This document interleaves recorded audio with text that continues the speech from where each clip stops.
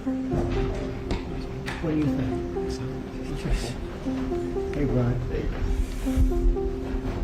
Thank you very much. We have a very big announcement to make today. You all know Johnny. He came all the way from Italy, the beautiful country of Italy, to be with us. And he just got off the plane, and he's a hardworking guy, does a phenomenal job with FIFA. Nobody like him. I'm delighted to welcome FIFA President. Hello everyone and welcome back to SOKNA News. I'm Anchor Name, and today we have a major story out of Washington, D.C. that blends sports, politics, and global attention. President Donald Trump has officially announced that the 2026 FIFA World Cup final draw will take place in the U.S. capital, with FIFA President Gianni Infantino joining him at the White House for the reveal. This is being described as one of the biggest announcements in the history of international sports, and we'll break it all down for you, what it means for the U.S., how it impacts fans around the world, and why the president is tying this event so closely to his broader political message. The big announcement. Let's start with the headline. On December 5th, 2025, the world will turn its eyes to Washington, D.C., as the FIFA World Cup final draw is held at the Kennedy Center. For those unfamiliar, the final draw is the ceremony where teams are placed into their groups, setting up the schedule and matchups that fans will watch during the tournament. And for the 2026 FIFA World Cup, this is especially significant. Why? Because this will be the largest World Cup in history, featuring 48 national teams competing in 104 matches spread across 16 host cities in the U.S., Canada, and Mexico. Think about it, that's dozens of Super Bowl-level games happening almost daily for an entire month. President Trump, standing alongside FIFA's Gianni Infantino in the Oval Office, called it, quote, the biggest event in all of sports. And in many ways, he's right. The numbers behind the World Cup. FIFA is projecting staggering numbers. More than 6 million fans are expected to attend matches in person, traveling across North America to stadiums from Seattle to Miami, and from Vancouver down to Mexico City. But the global audience, that's where it gets truly historic. Officials expect up to 6 billion viewers worldwide. That's nearly 70% of the planet.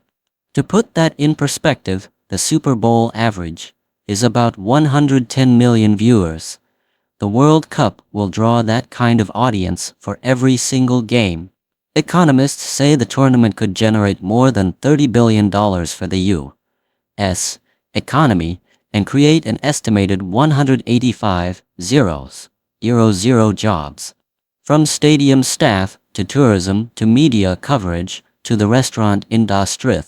This is not just a sports event, it's an economic powerhouse.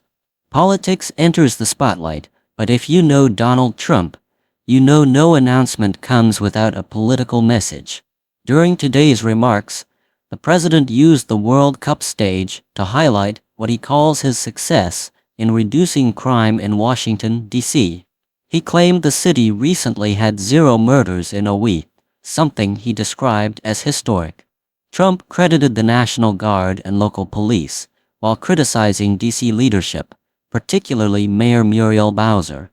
In Trump's words, Washington went from being, quote, a crime-infested rat hole to now being, in his view, one of the safest places on earth.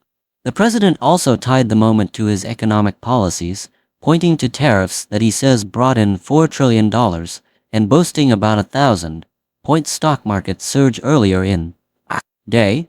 So while this was billed as a sports announcement, it quickly doubled as a political rally, reaffirming Trump's central themes of law, order, and economic growth. The symbolism of the trophy. One of the most striking moments came when FIFA President Gianni Infantino presented the official FIFA World Cup trophy inside the Oval Office. For context, only FIFA presidents, heads of state, and World Cup winners are allowed to touch the trophy. The last man to lift it was Lionel Messi. after Argentina's dramatic win in 2022. Trump, holding the gleaming gold prize, joked that he might just keep it in the Oval Office, saying it looked perfect next to one of the paintings. Infantino, smiling, reminded him it has to go to the next champion in 2026. But the moment carried symbolism. The World Cup trophy is not just about sport, it's about unity, pride, and global recognition. Having it displayed in the White House underscored the scale of what's coming in 2026. Infantino's message, Gianni Infantino, speaking after the president, emphasized the global significance of the World Cup. He called it not just a sporting event, but a social event that unites the world. Infantino confirmed that the final draw will be broadcast live to more than 1 billion viewers worldwide, and highlighted how the United States, alongside Canada and Mexico, will write a new chapter in football history. He also reminded everyone, with 48 teams competing, every nation arrives with hope. On draw day, no one has lost yet, and everyone believes they could be the next world champion. That sense of optimism, he said, is part of what makes this event so powerful. The broader narrative, this announcement also fits into a broader narrative for President Trump. The World Cup was secured for North America back in his first administration. And today, he reminded audiences that he played a role in ensuring it would be hosted here. Throughout his remarks, Trump blended themes of American greatness, safety, and international respect. He spoke of making cities safe, revitalizing Washington, and laying out a red carpet welcome for fans traveling from every corner of the globe. And beyond Washington, he hinted at focusing next on Chicago and New York, both cities he described as unsafe, but ready for what he sees as federal leadership. In short, the World Cup announcement became a stage for Trump to tie sports diplomacy directly into his political vision. Why this matters? So why should Americans care? First, there's the economic impacts of billions of dollars and thousands of jobs. Cities like Los Angeles, New York, Dallas, and Miami will see enormous tourism spikes. Airlines, hotels, restaurants, and local businesses stand to benefit massively. Second, there's the global exposure. For a full month, the eyes of the world will be on North America. It's not just about soccer, it's about showcasing American culture, infrastructure, and leadership on the world stage. And third, there's the soft power element. Sports unite people in a way few other things can. At a time of political divides, global tensions, and social challenges, hosting the World Cup is a reminder of the role sports can play in diplomacy and international unity. As we look ahead, the countdown is officially on. The 2026 FIFA World Cup final draw takes place December 5th at the Kennedy Center in Washington, D.C. From there, the journey begins toward the first ever 48-team World Cup tournament set to break every record in sports history. Whether you're a die-hard soccer fan or just someone excited about global events, one thing is certain: the world's attention will soon be on North America.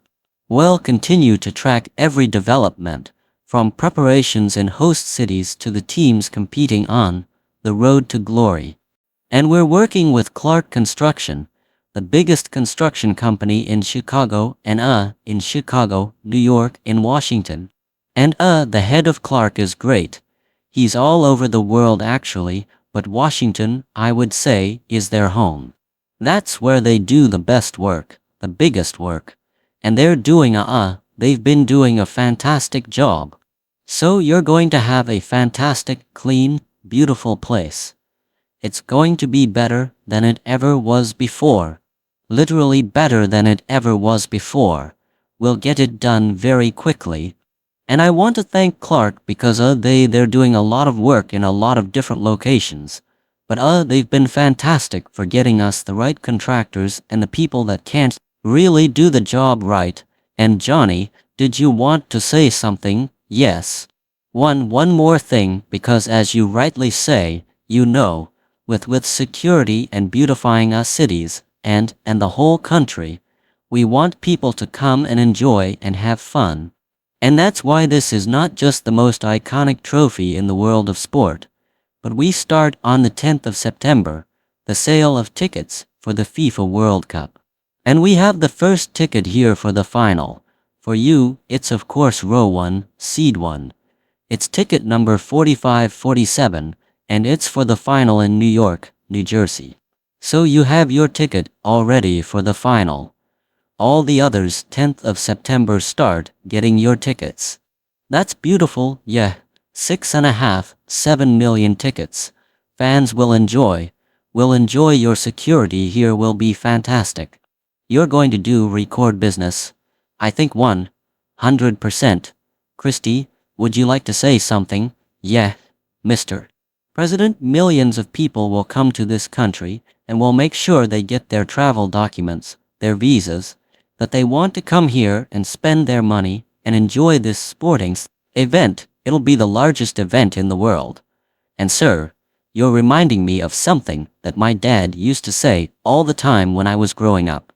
He would say, Christy, you kids need to look like you respect yourself before anybody's going to respect you. And in this country, when people look at our streets, when they look at our capital, you're bringing respect back to this city. Sakna News, and this is your Frontline Report. Stay tuned for more updates.